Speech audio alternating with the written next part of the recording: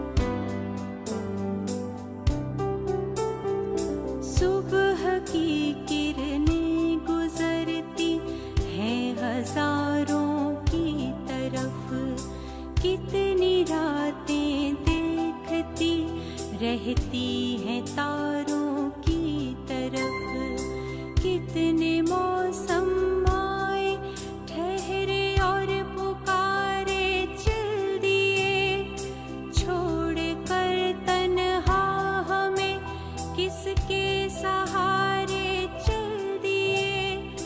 कह कहो का आंसुओं का आरज़ुओं का हिसाब मांगता है वक्त हमसे, गुज़रे लम्हों का हिसाब मांगता है वक्त हमसे, गुज़रे लम्हों। दोस्तों, मैं आपको बताता चलूं कि अलहाज एम.आर. राही मुख्तारुर रहमान राही साहब की अगर हम बात करते हैं तो हिंदुस्तान की आज़ादी के बाद जो अफसाने लिखे गए उसके अंदर आपका वो नाम है जिन्होंने राजस्थान की ज़मीन पे अपने अदब की शुरुआत खुद की। और ये वो दौर था जब हिंदुस्तान के अंदर कृष्ण चंद्र, इस्मत चुगताई, रामलाल और राजेंद्र सिंह बेदी जैसे कई बड़े अफसाना नगार शामिल हुआ करते थे। उस दौर में आपने 20वीं सदी जैसे मशहूर रिसाले में अपना मुकाम बनाया। आपके अफसानों के गैर मुल्की ज़ुबानों के अंदर तर्जुमे भी हुए और नो डाउट कहीं ना कहीं आपने उर्दू अदब के साथ में राजस्थान का भी नाम रोशन किया। मुख्तारुर रहमान राही साहब की ज़िंदगी के बारे में जानने के लिए और कुछ उनके ज़िंदगी के अनछुए पहलुओं से आपको रूबरू करवाने के लिए हमारे साथ आज कुछ ख़ास मेहमान मौजूद हैं जिनका मैं आपके साथ गुफ्तगू करूंगा। मगर सबसे पहले उनका मैं आपके साथ तारुफ कराना चाहूँगा। हमारे साथ उनके साथी और ऑल इंडिया रेडियो के साबिक़ डायरेक्टर जनाब मुश्ताक अहमद राकेश साहब शामिल हैं। आपका खैर मकदम है हमारे इस प्रोग्राम में।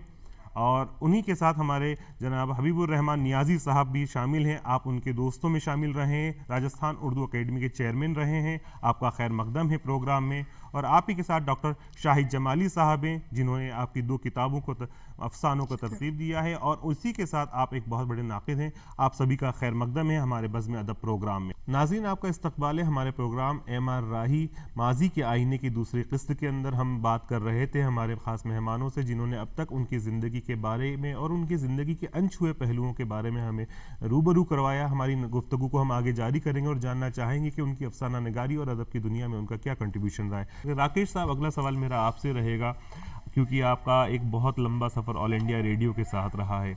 अफसाना और शायरी की बात करते हैं तो उसके साथ कहीं ना कहीं राही साहब का जो कलम का सफ़र रहा वो ड्रामे की दुनिया में भी रहा। तो आपने कई उनके ड्रामे भी रिकॉर्ड किए। मुख्तसरन आप ड्रामे में जयपुर से भी उनके ड्रामे ब्रॉडकास्ट हुए जी और पसंद भी किए गए जी। लेकिन मैं जब 1965 में लौट कर आया यहाँ, उस वक्त मैं असिस्टेंट डायरेक्टर था जी। पहले प्रोग्राम एग्जीक्यूटिव था मैं जी जी। वहाँ से श्रीनगर से मैं लौटा कश्मीर से जी। तो राजकोट भेज दिया। राजकोट से मुझे जयपुर बहुत मुश्किल से जयपुर मिला क्योंकि वो अपना घर होने की वजह से खास तौर से आप राही साहब के जो तजुर्बे रहे ड्रामे के तो यहाँ आने के बाद राही साहब फिर मुलाकात शुरू हो गई वैसे उसी तरह से। वो जो उनका घर था वो यहाँ पे बनियारों की बिल्डिंग में आने से पहले तक तो वही हमारे साथ ही थे वो जी। तो वहाँ रोज मिलना जुलना था और हमारी दोस्ती परवान चढ़कर दोस्ती के बजाय समधियों में हो गई थी जी। मैं आपको एक बात याद दिलाऊं, मैं 8-10 साल का था आप लोगों का पूरे ग्रुप के महीने में एक बार गोट होती थी अमानी शाह में, हमारी याद कीजिए। बिल्कुल होती थी ना। बिल्कुल। मेरे वालिद मुझे लेकर जाते थे, वहाँ शेर शायरी होती थी मिट्टी की टीलों पर लेकिन बैठकर। आपके वालिद साहब के साथ तो हर हफ्ते में गोश्त होते थे। यहाँ पर आपके साथ ताया जी रजीदुल्ला साहब, जमील साहब थे ना, जी हाँ जी हाँ, वो भी हमारे दोस्तों में थे। जी। और हाफिज आपके मंजूर साहब। वालिद मुख्तार साहब और मैं हमेशा हर हफ्ते यहाँ मिला करते थे। जी। और उसके बाद जो बात होती थी कि मैं रेडियो में आ चुका था जी। और करीब यहाँ पर 2 साल रहा था कि फिर मेरा प्रमोशन होगा, फिर जयपुर से मुझे ट्रांसफर कर दिया, जी। मैं दिल्ली चला गया। ड्रामों की बात करते हैं, राही साहब से मुलाकात का इत्तेफाक मुझे भी रहा। ज़्यादा नशिस्त तो मेरी कायम नहीं हो पाई, मगर जब भी मिला, कुछ एक मुलाकात मेरी उनकी थी जब आपके आखिरी वक्त के कुछ महीनों पहले की बात थी। एक छोटे से ड्रामे की बात चली थी, तो उस वक्त उनको मैं सुन रहा था। वो अपनी कुर्सी पे ऊपर बैठे हुए थे, चाय के लिए मुझे ऑफर कर रहे थे, और जिस किरदार को वो मुझे बताना चाह रहे थे, उस किरदार की कशिश उनके जुबान के साथ, उनकी आंखों के साथ, और उनके यानी हाथ उनका उठ नहीं पा रहा था, मगर उनकी कोशिश थी कि मैं उसको जीत के बताऊं। तो सबसे बड़ी बात जो एक ड्रामा निगार की हम बात करते हैं, या एक अदाकार की बात करते हैं, कलमकार की बात करते हैं, लफ्ज़ उसके जहनों पे नहीं, उसके जिस्म और उसकी अदायगी के साथ भी जाहिर हो। तो जो सबसे बड़ी खूबी मुझे राही साहब की लगती है ड्रामे के हवाले से, हम देखते हैं कि जब वो किसी चीज़ को बताते थे, उस किरदार को अपने अंदर समो के उसको फिर पेश करते थे। एक अच्छे फनकार की ये निशानी हाँ, होती है। और कहीं ना कहीं जो सुनने वाला था, और वो झलक, वो फील जो होता था, बंदा डूब के अगर पढ़ता है, स्कॉलर उसको समझना चाहता है, तो वो खुद उस किरदार को अपने अंदर महसूस करता है। और जो एक आइडियल बात कही जाती है कि हाँ हमारी एक बुक आइडियल थी, वो ऐसे लिखने वालों की वजह से ही नए आने वालों को राह मिलती है। मैंने अभी अर्ज किया कि यही राही साहब की सबसे बड़ी खूबी थी, खुसूसियत थी, कि वो उस चीज़ में जो भी लिखते थे, चाहे वो अफसाना लिख रहे हों, चाहे ड्रामा लिख रहे हों, या कोई और कहानी लिख रहे हों, उसमें बड़ी हद तक डूब जाते थे। बिल्कुल। और यही उनकी 50 और 60 की दहाई में वो एक मकबूल तरीन अफसाना निगार हो गए थे। और उस ज़माने में 20वीं सदी में सबसे ज़्यादा मियारी रिसाला समझा जाता था। उसमें उसके क़ारीन को 20वीं सदी के इनके राही साहब के अफसानों का इंतज़ार रहता था। और वो उनसे फरमाइश करते थे खुशतर गिरामी से, वो कहते थे कि आप राही साहब के अफसाना ज़रूर हर उसमें छापिए हर माह। तो राही साहब को खुशतर गिरामी साहब बाकायदा ख़त लिखा करते थे, और उनकी आपस में दोस्ती भी काफ़ी हो गई थी इसी सिलसिले में, क्योंकि जाहिर है कि वो कारोबारी आदमी थे। राही साहब को लोग पसंद करते थे। 20वीं सदी की रेटिंग बढ़ गई थी, राही साहब जैसे अफसाना निगार उसमें शामिल थे। तो उसमें उनको उस ज़माने में उन्होंने जो राही साहब ने लिखा, तो ये उनका बेहतरीन दौर था 50 और 60 की दहाई। एक चीज़ मैं यहाँ बताऊँ कि अभी अफसाने का जिक्र हुआ और ड्रामे का हुआ, राही साहब ने नावल भी लिखे। राही साहब ने तकरीबन शायद 3 नावल लिखे, जिनमें दिल के दरीचे उनका नावल जो है वो बहुत मकबूल हुआ। और उसमें उन्होंने अपनी ज़िंदगी और वो जो हीरो था उसके बारे में, और किस तरीके से क्या है, ये सारा बताया था। तो उनका वो नावल उस ज़माने में दिल के दरीचे बहुत मशहूर हुआ। इसमें मैं इजाफा करना चाहूँगा कि सन 67 में जब आपका तबादला कोटा हो गया, तो वहाँ उनको जयपुर जैसे उर्दू का माहौल मिला। वहाँ उस ज़माने में अब्दुल करीम शाद एक थे, अब्दुल करीम शाद कोटवी, जो तराश के नाम से रिसाला निकाला करते थे। बिल्कुल सही करो। वहाँ उनसे सोबतें रहीं, बल्कि उन्होंने आपकी लियाकत को देखते हुए अपने रिसाले का मुदीर एजाज़ी पेश किया।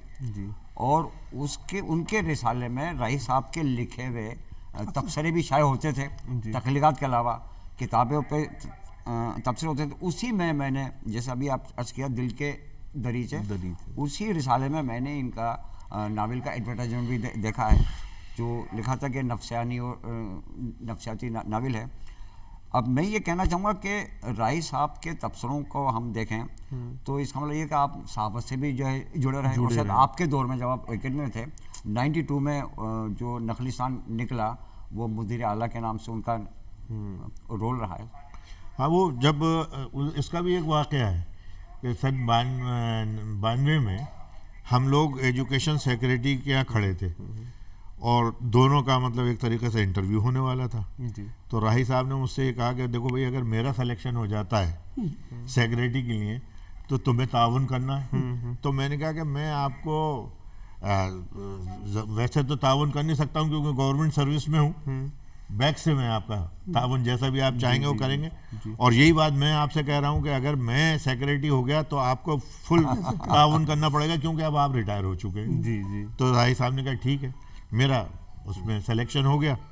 तो मैंने राही साहब को याद दिलाया, मैंने कहा राही साहब आपने मतलब वादा किया था और अब जो है एकेडमी के अकाउंट्स का काम आप देखेंगे जी। और जो इसकी मैगजीन निकलती है नखलिस्तान उसकी इदारत भी आपको देखनी पड़ेगी, सब कुछ है। तो उन्होंने कहा भाई अब मैं तो अकाउंट ऑफिसर के ओहदे से वो हो चुका हूँ रिटायर, अब मैं एकेडमी में क्या। मैंने कहा नहीं, आपने मुझे कहा है कि मैं तावन करूँगा और आप अपने बात से फिर नहीं सकते।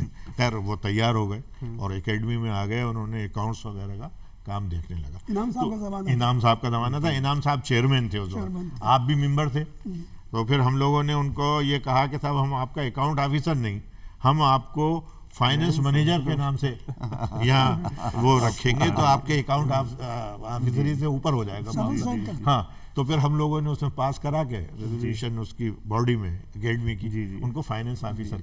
तो उन्होंने उस ज़माने में उसमें ये था कि उनकी सहाफ़त पे भी बहुत नज़र थी और उन्होंने जो अपने उस ज़माने में जो लिखा तो उससे उनकी असल में राही साहब की शख्सियत ऐसी थी जो हमजहत शख्सियत थी। उन्होंने किसी एक चीज़ से बंध के नहीं रहे, कहानियाँ भी लिखी, अफसाने भी लिखे, ड्रामे भी लिखे। और ये उस ज़माने का था भी।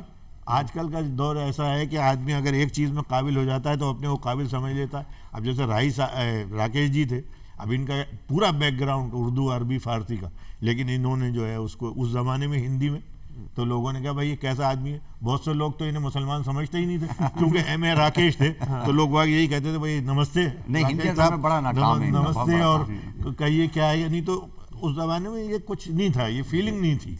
और वही उनकी लोगों की कहानियों में था कि वो इसको बिल्कुल ताज्जुब को दूर रख के अपने जैसे हैं, जो ज़िंदगी गुजार रहे हैं, जो आसपास का माहौल है, उसके बारे में लिखा था। जी जी, बिल्कुल नियाज़ी साहब आपने सच कहा। और सबसे बड़ी बात ये थी कि जो आपसे मुलाकात करता था राही साहब से, तो आपका जो एक साफ शफाफ चेहरा था और आपकी जो एक मुस्कान थी वो इंसान के दिलों में घर बनाती थी।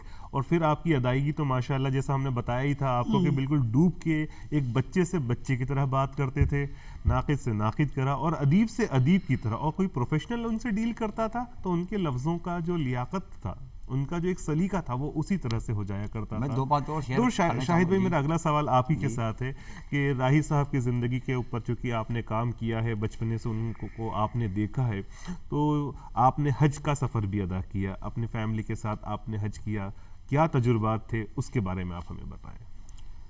देखिए, जो गुफ्तगू मेरी उनसे हुई थी हज के बारे में, उन्होंने ये कहा कि बस ये समझिए कि जो सबसे बड़ा फ़र्ज़ था, जो सबसे बड़ी एक सादत है, वो मुझे अल्लाह ने दी जी। और उसके बाद से उन्होंने कहा कि अब लिखने लिखाने की तरफ मेरा मिजाज आता नहीं है, मैं तो ज़्यादा अल्लाह अल्लाह करना पसंद करता हूँ।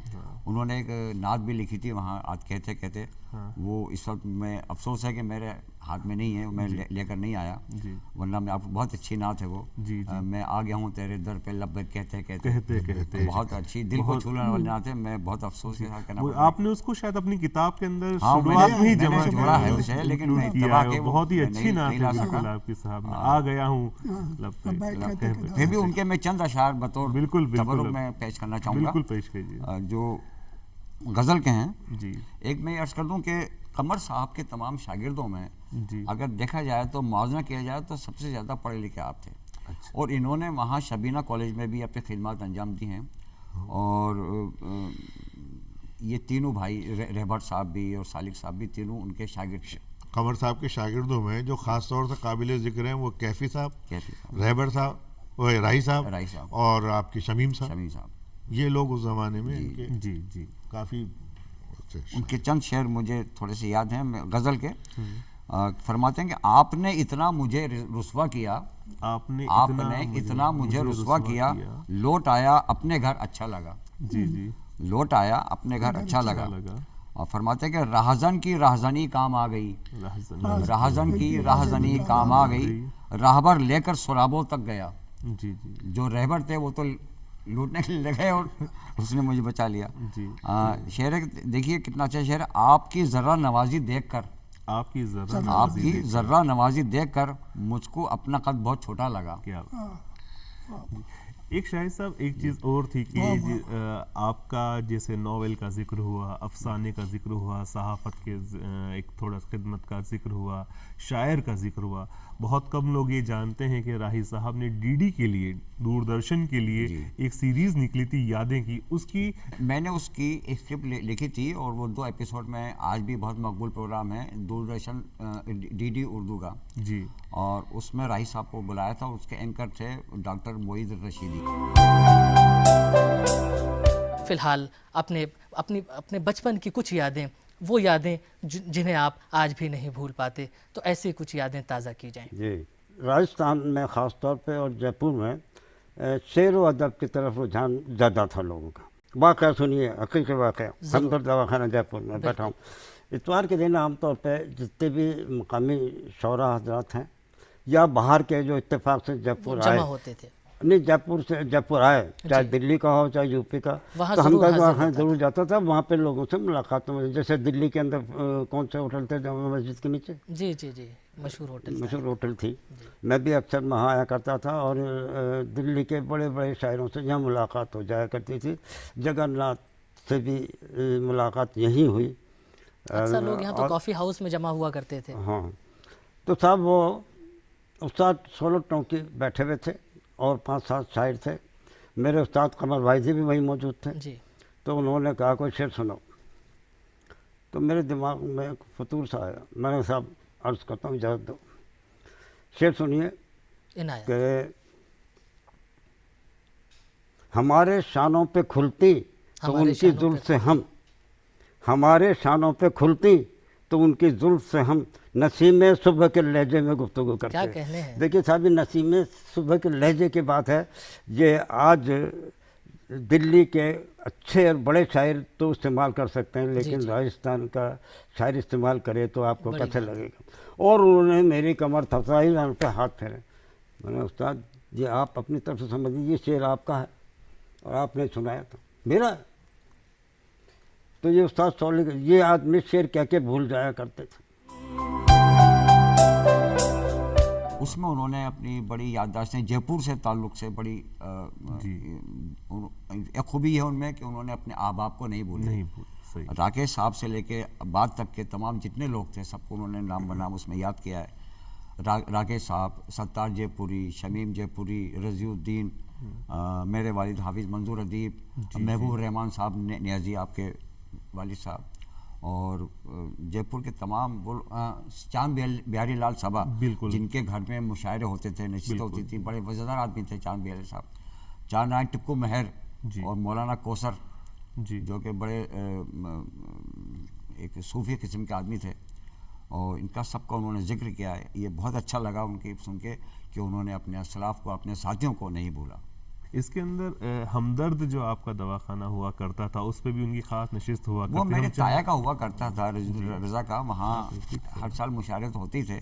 इसके अलावा वहाँ जैसे कि मैंने बुजुर्गों से सुना, पारसा कोचरी से मैंने सुना है कि वहाँ शाम के टाइम अक्सर इनकी बैठक होती थी और वहाँ ये लोग नाजिम संभली, अहमद जयपुरी जी और पुराने असातिज़ा में, अब ये बाद में आने वालों में शायरी में जो रज़ी साहब थे हमदर्द दवाखाने के मालिक जी, वो एक ईद मिलादुन्नबी के मौके पे एक जलसा भी किया करते, बिल्कुल रोड पे, बिल्कुल। तो वहाँ उस ज़माने में जितने भी बड़े शायर हुआ करते थे वो अपना खिराज अकीदत पेश करते थे। राही साहब की ज़्यादातर जो नाते हैं जो हैं वो उसी से मुताल्लिक़ है और वो मिसरा तरह देते थे। उस ज़माने में तरही वो नाते हैं और मुशायरों का वो था। तो वहाँ पर ये लोग सब हुआ थे। कमर साहब हैं और राही साहब थे, रहबर थे जी। और जितने भी उस ज़माने के थे, चांद नारायण टिक्कू में, तो इन लोगों ने वो कही है। और इनका बड़ी अच्छा उन्होंने उसी में इन्होंने सबा साहब ने अपनी एक नात पढ़ी थी। मैं समझता हूँ वो नात किसी मुसलमान ने भी नहीं कही होगी, जो एक हिंदू की ज़बान से वो नात निकली। और उससे ये लगता है कि हुजूर सरकार दो आलम सल्लल्लाहु अलैहि वसल्लम से कितनी अकीदत थी चांद बिहारी लाल सभा को। तसव्वुर बांध के दिल में तुम्हारा या रसूल अल्लाह, खुदा का कर लिया हमने नज़ारा या रसूल अल्लाह। और वो खुदा हाफिज खुदा नासिर सही ये रोज़े महशर है। खुदा हाफिज खुदा नासिर सही ये रोज़े महशर है।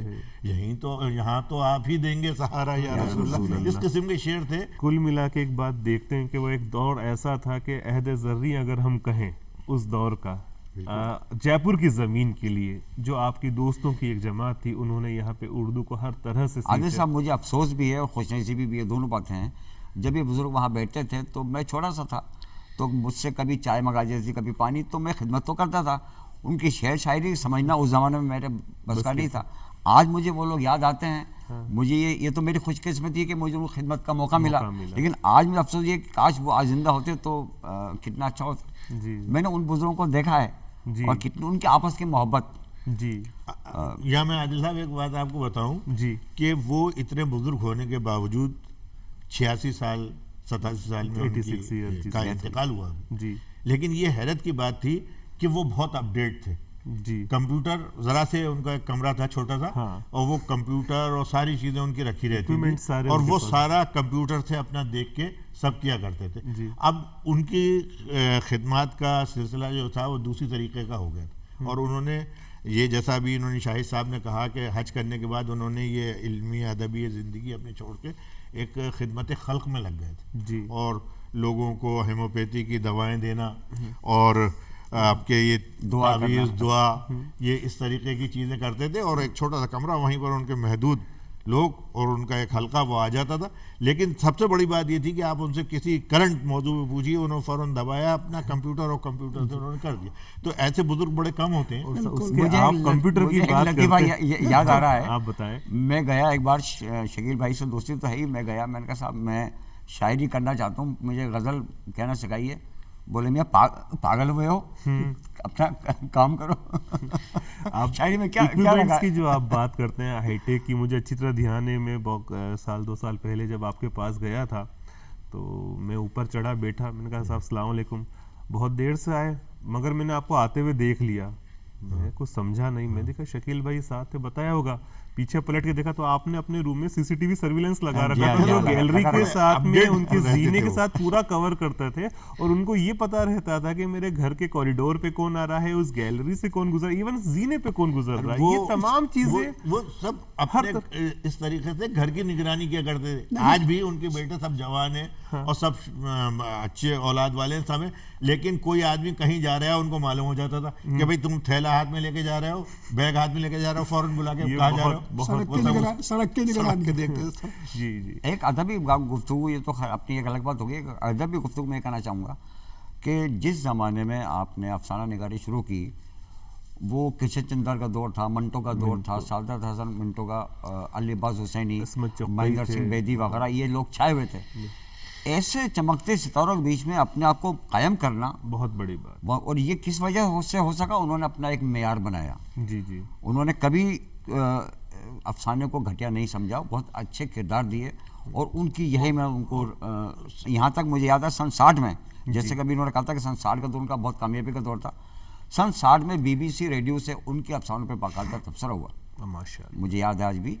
और उससे इनकी शोहरत में और चाल। शाहिद साहब, अभी आपने आपकी इनके अदब की जो बात को वापस आप लेके आए हैं, तो इनकी थोड़ी किताबों के बारे में और इनके उसलूब के बारे में। हाँ देखिए, इनकी एक किताब जो हमने सन 2016 में शाये की थी, रह गुज़र जी, उसमें 15 अफसाने हमने लिए हैं और उसमें आप जैसे हजरात के ख्यालात का भी इसमें इज़हार है। फिर अभी पिछले साल हमने एक किताब और शाये की, कदम कदम मंजिल, उसमें 16 अफसाने हैं जी। और इंशाल्लाह मेरी कोशिश हो रही है कि 2 किताबें इनकी ओर आ जाएं। एक तो अफसानों का, और जो जितने भी बच्चे मैं 40 हो 50 हो, मैं चाहता हूँ आप सब एक साथ आ जाएं। और एक किताब इनकी शख्सियत और फ़न पर, जिसमें इनकी शायरी पर पूरी तरह गुफ्तगू हो, इनकी नात निगारी पर, इनकी गज़ल गोई पर जी। और इन्होंने ख़ताब वगैरह शायर उनका एक, ताकि हमें कभी राजस्थान में अगर PhD करना हो किसी बच्चे को, तो कम से कम उसके लिए इतना मवाद मौजूद हो कि इनके अफसानों पर, इनके फ़न पर PhD कर सके। जब उनका वो हुआ इंतकाल, तो मैंने शकील से यही कहा कि भाई शकील, तुम ये मत सोचो कि तुम्हारे वालिद के ऊपर कोई प्रोग्राम हो रहा है, एक अदीब पे प्रोग्राम हो रहा है और उन पे प्रोग्राम होना बहुत ज़रूरी है। वो ज़रा हिचकिचा रहे थे कि मेरे वालिद का प्रोग्राम है, लोग क्या कहेंगे। मैंने कहा अगर किसी का वालिद किसी फन में वो है तो हमें उसको सामने लाना चाहिए ना। उनका वालिद तो वो बाद में बने, फनकार पहले बन गए। बिल्कुल नाजरीन, जिस तरह से हमारी आज गुफ्तगू रही और काफ़ी चीज़ें बताई, और एक चीज़ मैं आपको इसमें ख़ास तौर से बताना चाहूँगा जो हमारी गुफ्तगू के दरमियानी हिस्से में आया था कि आप जो लिखते थे अपने तजुर्बे से और अपने लफ्ज़ों के रचाव से लिखा करते थे। ये बात आपके घर से गुफ्तगू में हमारे सामने आई कि आपका तकरीबन 4 से 6 महीने पहले जब तबीयत थोड़ी अलील हो गई थी, तब एक रात को अपने छोटे साहबजादे के साथ बैठे थे, आपकी वाइफ भी आपके साथ थी कमरे में। उस वक्त वो अपने कुछ अकाउंट का काम कर रहे थे। फ़ौरन आपका कुछ ख्याल बंधा। ख्याल बनते ही आपने कहा, बेटा कलम रोको, मैं जो कहता हूँ वो लिखो। फ़ौरन आपके बेटे ने कलम ली और आप कहने कि आपकी लिखने से पहले आंखें भर आई और आप कहने लगे कि कौन जाने कल का सूरज मुझे नसीब हो कि ना हो, कौन जाने कल का सूरज मुझे नसीब हो के न हो, मेरी जात से वाबस्ता लोगो मुझे माफ करके सोना, मेरी जात से वाबस्ता लोगो मुझे माफ करके सोना। यह आपकी ज़िंदगी का यूँ कहें कि आखिरी शेर है जिसके ऊपर आपको शायद ऐसा एक एहसास हो गया था कि अब शायद मेरी ज़िंदगी का सफ़र रुकने वाला है। और उसके साथ आपकी आंखें भरी हुई थी, आपके साथ आपके बेटे की आंखें भरी हुई थी और आपकी वाइफ की भी उसके अंदर एक दर्द सीने में जम गया था। ये कहीं ना कहीं आपके मर्तबे को, आपके ज़िंदगी के वक़ार को और एक मुतालबे को ज़ाहिर करता है। राही साहब के इंतकाल के ऊपर मौलाना कमर वाहिदी साहब के साहबजादे फरीदुल हसन साहब ने और फरीद अयूबी साहब ने बतौर नजराना, बतौर खिराज अकीदत कुछ क़तात हमें पेश किए हैं, वो हम आपको बताएं।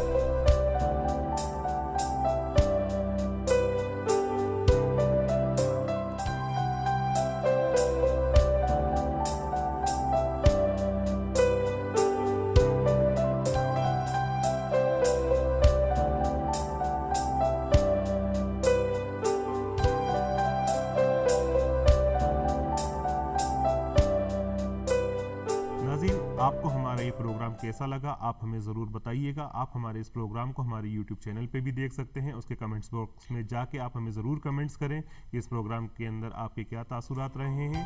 और मैं इसी के साथ पूरी टीम के साथ इजाज़त लेना चाहूँगा। अल्लाह हाफ़िज़।